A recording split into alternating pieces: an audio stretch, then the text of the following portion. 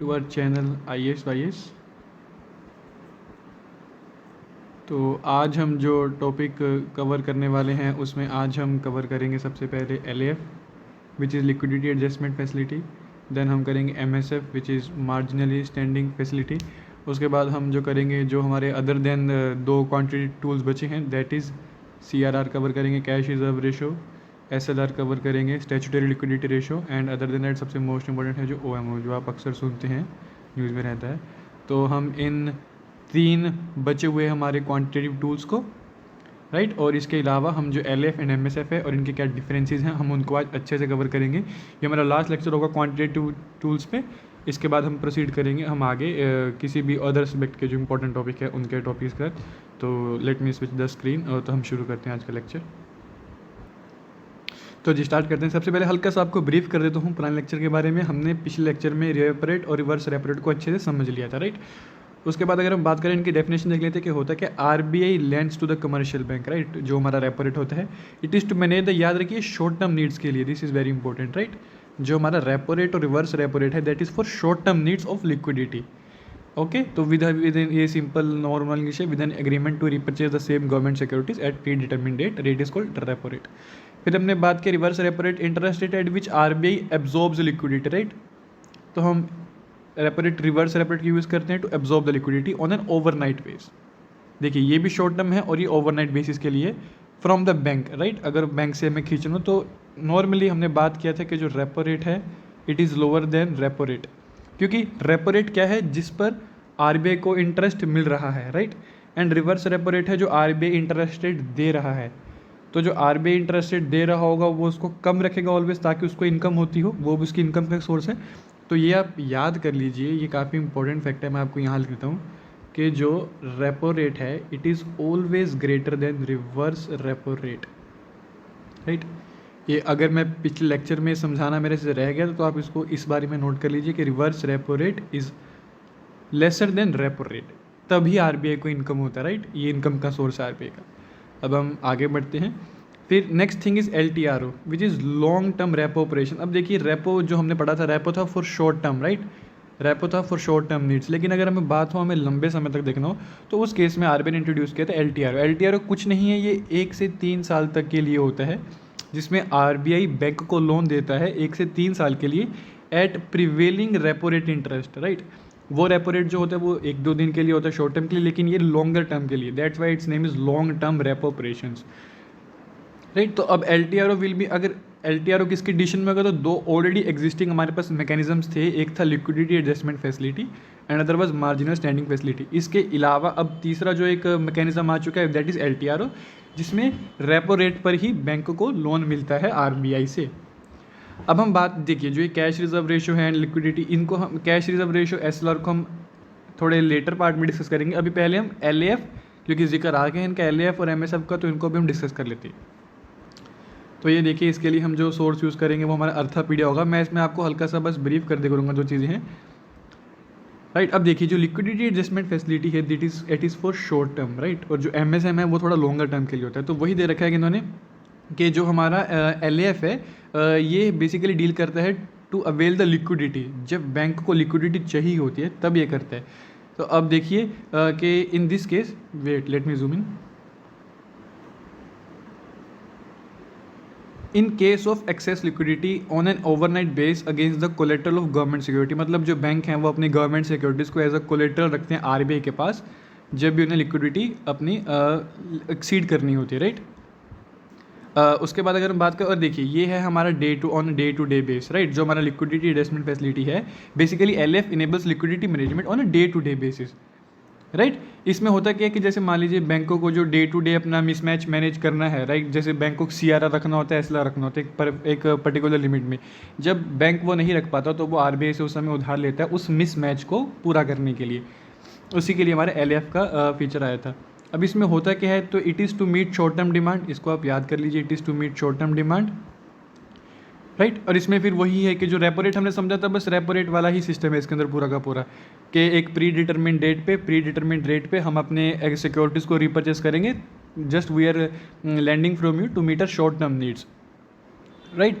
और उसके अगर हम बात करें कि जो रिवर्स रेपो ऑपरेशन है जिसमें आरबीआई बोरो करता है बैंक से बाय लेंडिंग द सिक्योरिटी, उसमें भी सेम ही चीज़ होगा। जो हमने रेपो रेट और रिवर्स रेपो रेट पढ़ता है that is a part of LAF, right, वो एलएएफ का ही पार्ट बन जाते हैं हमारे। फिर इसमें जो कोलेट्रल यूज़ करता है बैंक, जब बैंक आरबीआई से पैसा ले रहा है तो जो वो कोलेट्रल यूज़ करता है that mainly comprise of government securities, right.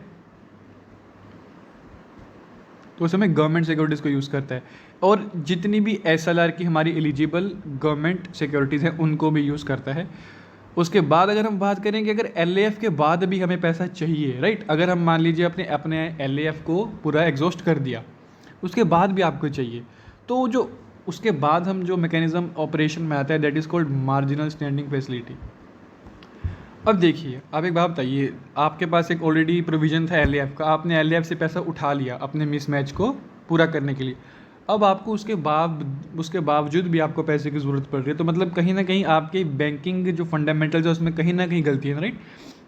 तो as a penalty for that, तो जो आपसे इंटरेस्ट रेट चार्ज करेगा अभी आरबीआई, तो that would be higher from what it charge during LAF, right, क्योंकि आपने एलएएफ को एग्जॉस्ट कर दिया। अब जो एमएसएफ है, अगर आप एमएसएफ के तहत अभी बैंक पैसा बोरो कर रहा है आरबीआई से, तो उसमें एक पीनल रेट लगाता है, राइट। तो उस पीनल रेट को ही हम मार्जिनल स्टैंडिंग फैसिलिटी बोलते हैं। हम आगे पढ़ेंगे भी कि why MSF is called penal rate. तो वही बेसिक फंडा है कि जो एलएएफ है, पहले आप अपने एलएएफ को एग्जॉस्ट करेंगे, उसके बाद भी अगर आपको ज़रूरत पड़ रही है तो कहीं ना कहीं आपने गलती की है, और उस गलती को ही चुकाने के लिए आपको कुछ हायर इंटरेस्ट रेट पे करना पड़ेगा पैसा उठाने के लिए। तो जो हायर इंटरेस्ट रेट पे आप उठा रहे हैं पैसा, that is marginal standing facility के तहत आप उस मैकेनिज्म में ले रहे हैं। उसके बाद अगर हम बात करें कि देख लिया कि जो लिक्विडिटी एडजस्टमेंट फैसिलिटी है, it has emerge as a principal operation instrument for modulating short term liquidity in the economy. तो ये सिर्फ शॉर्ट टर्म के लिए है हमारा जो लिक्विडिटी एडजस्टमेंट फैसिलिटी है, जिसमें से एक भी repo rate has become the key policy rate. ये याद, अगर आपको याद हो, ये हमने क्वेश्चन डिस्कस भी किया था, पीवाईक्यू भी था, और ये हमने मॉनेटरी पॉलिसी कमेटी में भी किया था कि जो रेपो रेट है उसको हम अपना की पॉलिसी रेट मानकर चलते हैं, राइट। तो इसको आप याद कर लीजिएगा। उसके बाद जो एलएएफ है, एलएएफ आया कब था, किस साल में आया था, किस कमेटी के रिकमेंडेशन पे आया, तो ये हमारा आया था जो हमारी फेमस बैंकिंग कमेटी है, नरसिम्हम कमेटी है 1999, जो सेकंड नरसिम्हम कमेटी आई थी, तो उसने इसको इंट्रोड्यूस करवाया था। उसके बाद अगर हम बात कर ले मार्जिनल स्टैंडिंग फैसिलिटी की, तो marginal standing facility is window for schedule bank to borrow overnight from RBI in an emergency situation when interbank liquidity dries up completely. अब देख लीजिए, मान लीजिए जो बैंक होते हैं वो कभी कभी अपने साथ वाले बैंक से भी पैसा बोरो करते हैं to fill their mismatches. अब मान लीजिए वो वाला प्रोविजन भी खत्म हो चुका है, एलएएफ भी खत्म हो चुका है, still they have miss matches in their reserves, तो उस समय जो फिर विंडो ओपन होती है that is marginal standing facility वाली, राइट। अब ये फिर आप नॉर्मल खबर है, आप जब खबर सुनेंगे कि आरबीआई टेम्परेरी मेजर है कि आरबीआई ने इंक्रीज कर दिया boring limit of schedule bank under MSF 2 to 3% for the deposit effective. अब इसमें बात शेड्यूल बैंक कौन से होते हैं? शेड्यूल बैंक होते हैं जो शेड्यूल 2 ऑफ आरबीआई एक्ट 1934, जो बैंक इसके अंदर निहित होते हैं उनको, इनके अंदर जो इनकॉर्पोरेट किया जाता है उनको हम शेड्यूल बैंक बोलते हैं। इसके अंदर देन एक कमर्शियल बैंक भी होते हैं, लेकिन शेड्यूल बैंक को फिर वो होता है कि इनको सीआर रेसलर वगैरह रखना पड़ता है। जो हमारे बेसिकली पब्लिक सेक्टर बैंक हैं और जो कोऑपरेटिव बैंक है वो हमारे शेड्यूल बैंक की कैटेगरी के अंडर ही आते हैं, राइट। उसकी अगर हम बात करें, जो ये डिफरेंस बताने की बात कर रहे हैं, तो ये बोलते हैं कि जो bank borrows from the RBI by pledging government security at rate higher than the repo rate under liquidity adjustment facility. हमने बात किया था लिक्विडिटी एडजस्टमेंट फैसिलिटी के अंदर हमारे पास एक रेपो रेट है, एक रिवर्स रेपो रेट है। अब अगर आपने उसके बावजूद भी पैसा उठाना है अपने मिसमैच को फॉलो करने के, तो आपको एक हायर इंटरेस्ट रेट पे करना पड़ेगा, क्योंकि आपने गलती की है, आपके फंडामेंटल्स में कहीं गलती की बैंकिंग के। तो जो हायर रेट है उसी को हम एमएसएफ बोल देते हैं, हमने पहले भी किया, राइट। फिर सिंपल तरीका, what is repo rate, what is, अब देखिए difference between repo rate and MSF. Basically अगर हम बात करें, जो रेपो रेट है, रेपो रेट हमारा एलएएफ के अंडर ही आता है, राइट। तो बेसिकली एलएएफ और एमएसएफ की डिफरेंस की बात कर रहे हैं। तो देखिए अब क्या हो रहा है, repo rate is a rate at which RBI lends money to commercial bank, well MSF is a rate at which RBI lends money to scheduled bank. तो एक डिफरेंस हो गया कि अब देखिए कमर्शियल बैंक हमारे शेड्यूल बैंक भी आ जाते हैं। कमर्शियल बैंक थोड़ा बड़ा एक टर्म है, तो अगर शेड्यूल बैंक की बात करें तो रेपो रेट पे आरबीआई है जो वो कमर्शियल बैंक्स को देता है, राइट। और अगर हम बात करें अपने एमएसएफ पे, तो एमएसएफ पे वो सिर्फ और सिर्फ शेड्यूल बैंक को देता है जो शेड्यूल 2 ऑफ आरबीआई के अंदर है। तो ये डिफरेंस है एक सबसे पहला डिफरेंस। उसके बाद अंडर एमएसएफ जो रेपो रेट है lending in repo rate involves repurchase agreement of securities, right, जो हमने रेपो रेट पे बात की। लेकिन एमएसएफ में ऐसा कोई रीपरचेजिंग एग्रीमेंट नहीं होता हमारा। दिस इज़ अ वेरी की पॉइंट। एमएसएफ में हमारा कोई प्रोविजन नहीं है रीपरचेज एग्रीमेंट का। उसके बाद अगर हम बात करें कि under MSF banks are allowed to use security that comes under SLR, right. तो ये एक हमारे पास इंपॉर्टेंट फैक्ट है। फिर ये इन्होंने बता एसएलआर हम आगे पढ़ेंगे एसएलआर क्या होते हैं। फिर ये ब्रीफ हल्का से एमएसएफ के बारे में कि जो एमएसएफ है, एमएसएफ के जैसे हमने पढ़ा कि जो एलएएफ था, एलएएफ आया था 1919 के अराउंड, नरसिम्हम कमेटी ने उसको रिकमेंड किया था। लेकिन अगर हम एमएसएफ की बात करें तो एमएसएफ कब आया, ये इट केम ड्यूरिंग 2011-12, तो इसको 10-12 साल ही हुए हैं अभी आए। एंड ये देखिए, इसको मैं बोल रहा था कि अगर आपसे पूछ ले, अगर वो स्टेटमेंट दे दी यूपीएससी कि LAF is a penal rate, true false statement, तो वो स्टेटमेंट फॉल्स होगा। और हमारा पीनल रेट कौन सा है, दैट इज़ एमएसएफ। तो इसको हम पीनल रेट भी बोलते हैं हमारे एमएसएफ को। मैं इसलिए बार बार बोल रहा हूँ ताकि अगर आपको लेक्चर में इसकी क्वालिटी कम भी दिखे तो आप सुनकर उसको समझ लीजिए, राइट। क्योंकि मैं बाहर था, मेरे पास अभी लैपटॉप अवेलेबल नहीं था, तो I am preparing this things from my mobile phone, so that's why अगर थोड़ा इशू हो।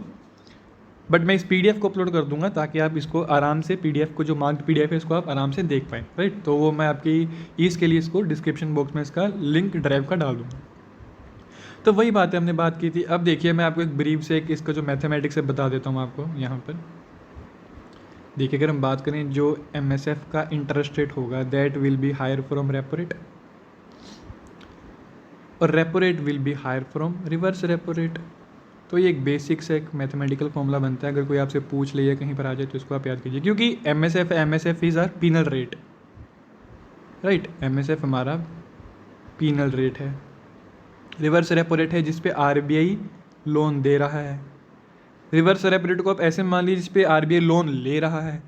तो आरबीआई जिस पे लोन ले रहा है और जिस इंटरेस्ट रेट पे लोन दे रहा है, तो आरबीआई विल ट्राई कि मैं जो इंटरेस्ट रेट दूँ वो महंगे पर दूँ एज़ कम्पेयर टू जिस पे मैं ले रहा हूँ। तो उस केस में ऐसे एक मैथमेटिक्स हमारे पास बनता है। इसको आप याद कर लीजिए कि काफ़ी इंपॉर्टेंट है कि एमएसएफ और रिवर्स रेपो रेट में से कौन सा ज़्यादा इंपॉर्टेंट है, राइट। मूविंग फॉरवर्ड, जो फिर हम बात करें एमएसएफ, ये देखिए एमएसएफ, इसको बार बार बोल रहा हूँ ताकि आपको दिमाग में घुस जाए कि MSF is a penal rate. MSF being a penal rate is always fixed above the repo rate. अभी जो मैंने आपको फॉर्मूला बताया था, फॉर्मूला नहीं है, जस्ट एक वो लॉजिकल डिडक्शन है इससे। तो it is always above the repo rate. MSF would be last resort for bank. देखिए पहले आप रेपो रेट अप्लाई कीजिए, एलटीआर हो आपके पास, अगर फिर भी आप नहीं कर पा रहे then you should go for MSF. तो MSF is the last resort for bank. इसमें आपको स्टेटमेंट आ जाएगा कि LF is the last resort for bank, तो नहीं, हमें उसमें ध्यान देना है कि MSF is the last resort for banks, right.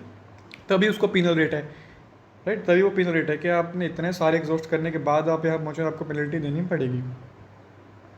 तो अदर देन दैट फिर ये देखिए सिंपल उन्होंने दे रखे कि जो एमएसएफ है, MSF automatically gets adjusted to fixed percentage above repo rate. मैंने कहा था कि रेपो रेट से ज़्यादा होगा, तो रेपो रेट से अमूमन 1% ऊपर ही रखते हैं हम अपने एमएसएफ को, ठीक है। तो आप ये हमने लिखा ही था कि जो एमएसएफ है ये repo rate and then reverse repo rate. अब मान लीजिए जो आरबीआई है ना, हमने क्या पढ़ा कि जो हमारा रेपो रेट है इट इज़ पॉलिसी रेट। तो आरबीआई आके बोलेगा कि हमने जो भी चेंज किया वो रेपो रेट में। अब लेट से रेपो रेट चल रहा है 3% का, राइट।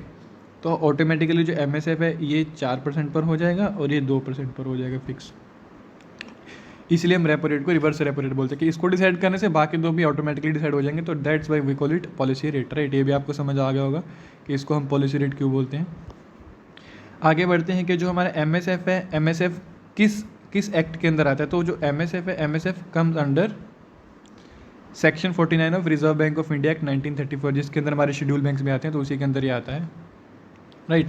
तो उसके बाद करें on introduction of liquidity adjustment facility की जो डिस्काउंट कर दिया था। फिर अभी बैंक रेट, अभी जो बैंक रेट है, बैंक रेट अभी डोरमेंट हो चुका है आज के डेट में। आज की डेट में रेपो रेट ही बचा है जिस पे हम सारे बैंकिंग ऑपरेशन करते हैं, राइट। अब हम अपना चलते हैं सीआर और एसएलआर की तरफ, जो हमारे मेन टॉपिक थे आज के, ठीक। तो इन मैंने जो ये लिए ट्राइड केस में डिफरेंस भी हमारे साथ हो जाए तो हम साथ साथ करते रहेंगे। देखिए cash reserve ratio, statutory liquidity ratio, इसमें क्या होता है मैं आपको बताता हूँ। वेट, मैं वो एक दूसरी स्क्रीन पर जाके स्विच करता हूँ इसके लिए। देखिए जो भी हमारे सीआरआर है और जो एसएलआर है, इनका सेम ही इफेक्ट होता है, राइट। इनके डिफरेंस फीचर्स हम अलग पढ़ सकते हैं, लेकिन अगर इनको समझेंगे इकोनॉमी पे इम्पैक्ट का तो वो सेम ही है। तो इन दोनों को मैं सिमिलर मान के चलूँगा। देखिए cash reserve ratio, statutory liquidity ratio क्या है, ये एक ऐसा रेशो है जो भी बैंक के नेट डिमांड एंड टाइम लेबिलिटीज़ हैं, जो भी मतलब NDTL net demand and time liabilities, इसमें हमारे जो भी कासा अकाउंट्स वगैरह आते हैं, करंट अकाउंट, सेविंग अकाउंट, जो भी एफडी आरडी हम सबमिट करते हैं, तो वो सारा बैंक का एक एनडीटीएल बनता है। अब मान लीजिए बैंक के पास 100 रुपये एनडीटीएल बचा, राइट एग्जांपल, और बैंक ने 100 का 100 ही लोन पे दे दिया, राइट। अब देखिए एक बैंक था, इसके पास 100 रुपये आया सेविंग वेविंग से, इसने 100 का 100 ही लोन पे दे दिया।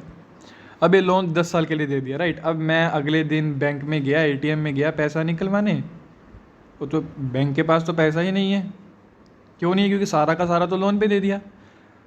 अब कभी हमारे एटीएम्स हैं या जो कस्टमर्स हैं हमारे, वो कस्टमर आउट ऑफ लिक्विडिटी ना हो जाएं, तो एक आरबीआई ने प्रोविज़न निकाल के रखा है कि इनके पास एक ऐसा अमाउंट बचा रहे जिस पे ये लोन ना दे सके, ताकि उसको हम इन केस ऑफ एडवर्सिटी अगर कोई सिचुएशन आती है तो उसमें हम इसको यूज़ कर सकें। उसी के लिए कैश रिजर्व रेशो और एसएलआर का प्रोविज़न आया था। अब मान लीजिए अगर, तो ये CRR again SLR RBI decide करता है, राइट। अब अगर आरबीआई ने सीआरआर या एसएलआर को बढ़ा दिया तो क्या होगा? तो जो बैंक का लोन देने का कैपेसिटी है दैट विल रिड्यूस, क्योंकि उसको ज़्यादा पैसा रिजर्व में रखना पड़ रहा है। तो देखिए जो ये बैंक का हमारे कैपेसिटी है वो डिक्रीज़ हो जाएगा, मानते हैं हम इसको।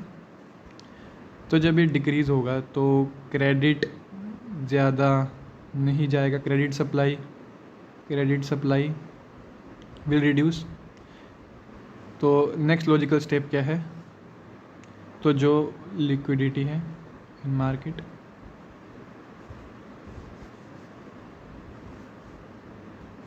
लिक्विडिटी कम होगा,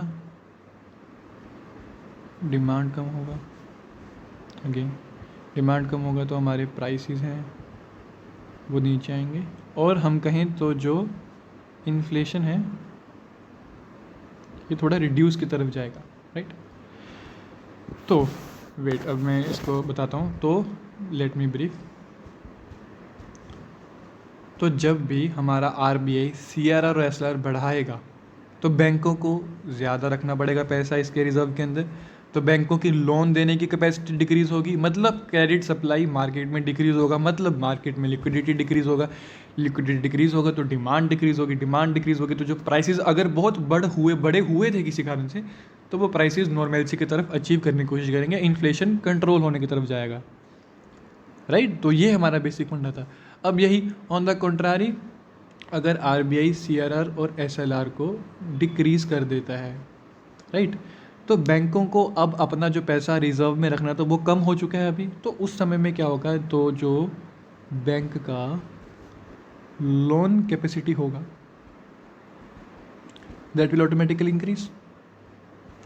तो उससे फिर वही हमारा क्रेडिट सप्लाई है, जो क्रेडिट सप्लाई विल इंक्रीज। इससे क्या होगा? मनी सप्लाई, जिसको हम लिक्विडिटी बोलें, विल इंक्रीज। इससे क्या होगा? डिमांड विल इंक्रीज, तो प्राइसेस बढ़ने लगेंगे और इन्फ्लेशन थोड़ा बढ़ने लगेगा, राइट। तो अगर मान लीजिए किसी चीज़ के प्राइस बहुत ही गिरे हुए थे मार्केट इकॉनमी के अंदर, तो वो थोड़ा बढ़ने की तरफ जाएंगे।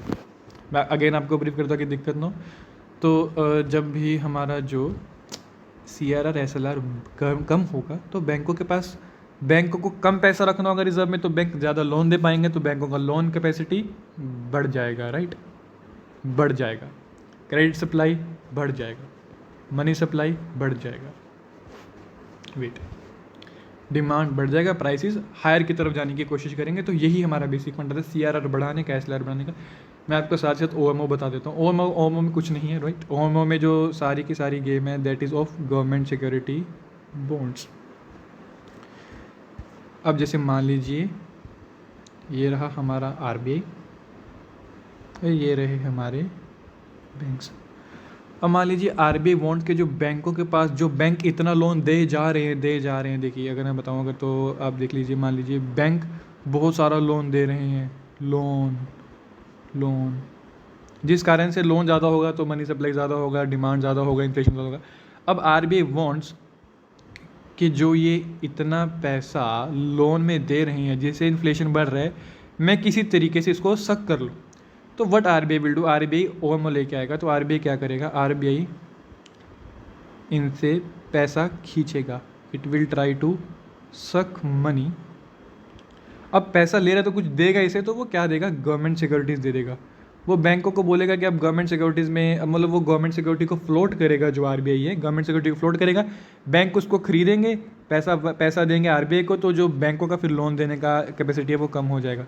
सिमिलरली अगर बैंक लोन नहीं दे रहे, राइट, अब जैसे मान लीजिए एक कंडीशन है कि बैंकों के पास ना बहुत सारा जीसेक पड़ा है, जिसको अब G-sec is a paper, government security, ऐसे तो लोन नहीं दे सकते बैंक ना, बैंक को तो हार्ड कैश चाहिए लोन देने के लिए।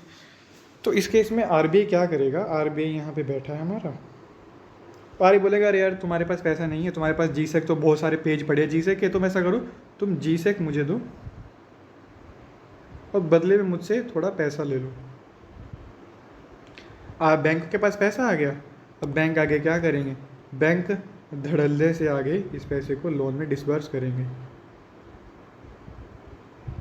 राइट। अब इतना अगर लोन मार्केट में आएगा तो अगेन क्या होगा, मनी सप्लाई बढ़ेगा, डिमांड बढ़ेगा, इन्फ्लेशन थोड़ा ऊपर की तरफ जाने की कोशिश करेगा, राइट। तो इस केस में क्या है, इस केस में आरबीआई ट्राइड टू इंजेक्ट। तो जब आरबीआई को मनी इंजेक्ट करना है then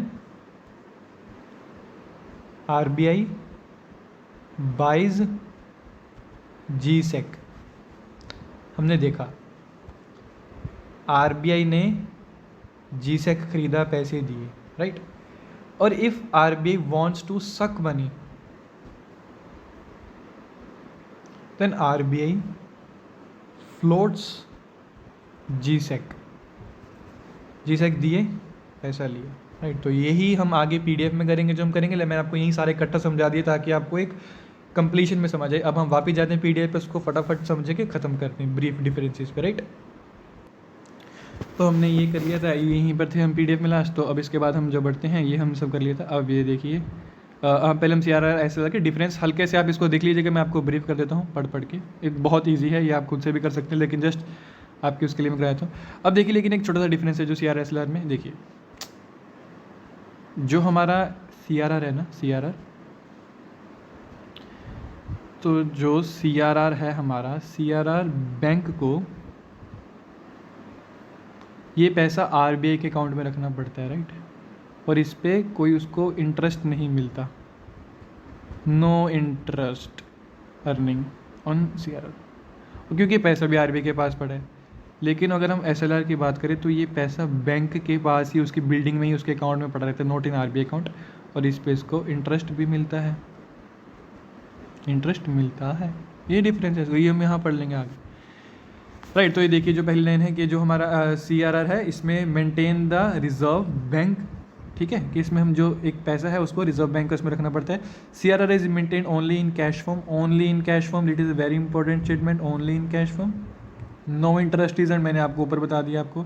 it helps to liquidity को ये कंट्रोल करने में हेल्प करता है हमारी, तो बताया था आपको ये एनडीटीएल पे, it is calculated on the banks on the base of total demand and time liabilities. फिर अगर हम बात करें रेंज की, तो इसकी परमिसिबल जो रेंज है दैट इज़ 3 से 15%, मतलब जो मिनिमम आरबीआई सीआरआर रख सकते हैं तो दैट इज़ 3%, एंड जो मैक्सिमम आरबीआई सीआरआर कंट्रोल कर सकते हैं दैट इज़ 15%। अब हम बात करते हैं स्टैट्यूटरी लिक्विडिटी रेशियो की, तो इसमें क्या है, that have hold with them self, bank अपने साथ ही पैसा रखते हैं, आरबीआई को नहीं पकड़ाते। सीआरआर कैन बी मेंटेन, जैसे ये सिर्फ कैश में था तो it is in the form of gold, cash, other securities approved by RBI. अब इसमें गवर्नमेंट सिक्योरिटीज़ भी हो सकती हैं, तो वो गवर्नमेंट सिक्योरिटी सेंटर की भी हो सकती हैं, और जो स्टेट के डिपॉजिटरी सर्टिफिकेट्स होते हैं वो भी हो सकते हैं।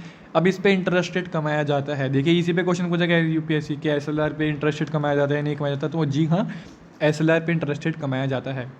अब देखिए अगर मैंने बात की, जो सीआरआर था that was to regulate liquidity, right.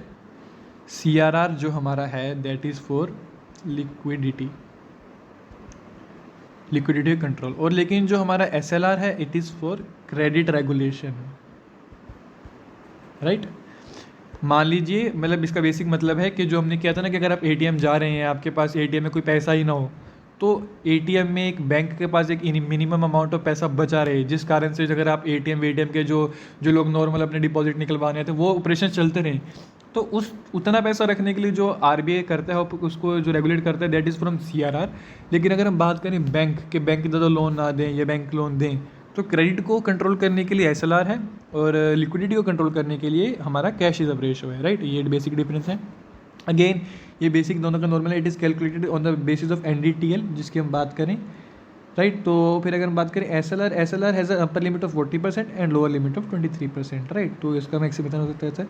उसके बाद हमें आपको ओएमओ बताया, तो देखिए ओएमओ हमने क्या किया, ओएमओ एक मॉनेटरी पॉलिसी का ही पार्ट है। देखिए मॉनेटरी पॉलिसी एक्सपेंशनरी होती है। एक्सपेंशनरी का मतलब क्या है कि आरबीआई वांट्स के मनी सप्लाई एक्सपैंड हो, मनी सप्लाई इंक्रीज हो, it is just this thing, right. तो ये एक्सपेंशनरी होती है। तो अब देखिए अगर एक्सपेंशनरी मतलब आरबीआई वांट्स के मनी सप्लाई बढ़े, मतलब बैंक लोन ज़्यादा दे, तो उस केस में क्या होगा, आरबीआई विल बाय जीसेक। तो आरबीआई बाय करेगा जीसेक्स को, हमने किया था, थोड़ा पीछे जाके देख लीजिएगा। तो उस केस में बाय करेगा एंड इंजेक्ट मनी। तो जब इंजेक्ट करनी है मनी तो an RBI will inject money in हो जाएगा, राइट। आरबीआई ने क्या किया, जीसेक बॉन्ड खरीदे, पैसा दिया बैंक को, तो इंजेक्ट मनी हो जाएगा उस केस में। लेकिन जब आरबीआई पैसा सक करना चाहता है तो उस केस में आरबीआई सेल कर देगा, आरबीआई जीसेक बेच देगा, पैसा खींच लेगा, तो उस केस में RBI will remove money out, right. तो बस यही चीज़ें थी सिंपल। एमएसएफ क्या है, MSF is a penal rate at which schedule bank can borrow money from RBI, right. हमने किया था जो एलएएफ था, जो रेपो रेट था, उसमें कमर्शियल बैंक होते हैं, और जो एमएसएफ था उसमें हमारे शेड्यूल्ड बैंक होते हैं, है ना। बस वही बेसिक चीज़ें थी। सीआर एसएलआर हमने कर लिया। अगर हल्का से मैं आपको बता दूँ कमोडेटिव वगैरह क्या होती है, तो देखिए एक है कमोडेटिव मतलब आरबीआई अकोमोडेटिंग विद इकोनॉमी। इसमें क्या होगा, आरबीआई रेपो रेट वगैरह को कम ही रखता है, right. RBI tries to slash the repo rates ताकि हमारा मार्केट में सप्लाई, मनी सप्लाई इंक्रीज हो, basically it is to money supply increase हो, राइट। फिर एक आपने पढ़ा होगा चीप मॉनेटरी पॉलिसी, ये सेम ही है, one of the same thing, cheap monetary policy. Cheap monetary policy का पैसा कह सकते हैं कि हमारा जो पैसा है वो सस्ता हो गया, मतलब कि मनी सप्लाई बहुत बढ़ गया, जिस कारण से उसका वैल्यू डेप्रिशिएट हो गया। ये जो भी जो मैंने बात की ना अभी, जो मैंने आपको बोला कि मनी डेप्रिशिएट हो गया, क्या इस पर इफेक्ट हो गया इम्पोर्ट एक्सपोर्ट पे, ये हम पढ़ेंगे नेक्स्ट लेक्चर लाऊंगा मैं एक्सटर्नल ट्रेड पे, जिसमें इकोनॉमिक सर्वे की फाइंडिंग को भी डिस्कस करेंगे और स्टैटिक को भी कवर करेंगे। तो cheap monetary policy, accommodative money policy same चीज़ है, जिसको हम एक्सपेंशनरी भी बोलते हैं, राइट। इन्हीं दोनों को हम एक्सपेंशनरी भी बोल देंगे, एक्सपेंशनरी। फिर एक होता है dear money policy, right, dear money policy. इसमें क्या होता है, जब हमारा रेपो रेट बढ़ाएगा, इसमें मतलब जब मनी सप्लाई डिक्रीज है, जब whenever RBI will try to reduce the money supply, तो उस केस में कैसा होगा, हमारे जो करेंसी की वैल्यू है दैट विल इंक्रीज, राइट। तो जो करेंसी की वैल्यू है दैट विल इंक्रीज, तो वो हमारा होता है डियर मनी पॉलिसी। तो dear money policy, cheap money policy, accommodative money policy, expansionary money policy हमने कवर कर लिया। यही हमारा आज का लेक्चर था, इसको यही इतना रखते हैं, थोड़ा बड़ा हो चुका है नो, बट ये हमारा रेपो रेट, हमारा सारे क्वांटिटेटिव टूल्स खत्म हो चुके हैं, एक बेसिक फंडामेंटल टॉपिक हमारा खत्म हो चुका है। इस पर आपका बैंकिंग काफ़ी ईजी हो जाएगा आपका समझना। तो आई होप आपको ये लेक्चर अच्छा लगा हो और thank you for listening till here. तो अभी जय हिंद। वीडियो को लाइक कीजिएगा, शेयर कीजिएगा, सब्सक्राइब कीजिएगा। Thank you.